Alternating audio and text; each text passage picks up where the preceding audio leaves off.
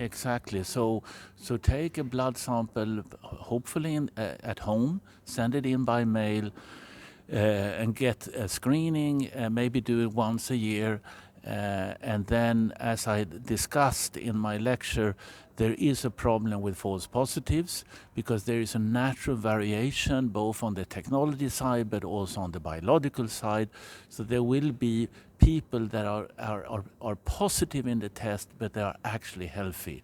So these are things that we have to take care of. It's one of the big hurdles of this vision of trying to have biomarkers for every disease.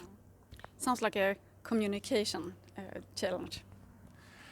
It's not really, no, it's very much technology and logistics, because in most cases this is, for breast cancer we already have mammography units, so it is just a matter of integrating those with a simple blood test. Instead of calling all women, you would only call the ones that have a positive blood test.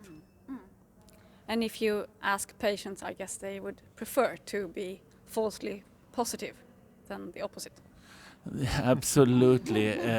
It's a good question, because obviously we definitely, to have false positives is a very big psychological burden. If you get that you might or you have breast cancer and you don't have it, I mean, it is intolerable.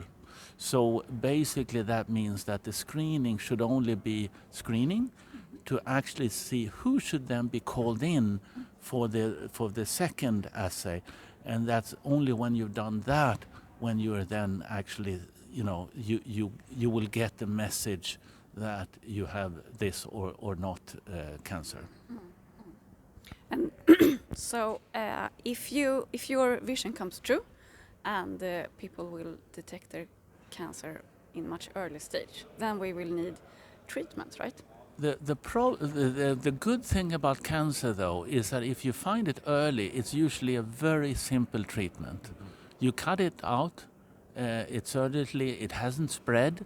And the big problem with cancer is when you go from the localized cancer into the what we call metastasis, when you have cancer all over the place.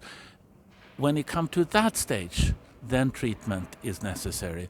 But in the first case, probably in many cases, you can just do it by a simple surgery.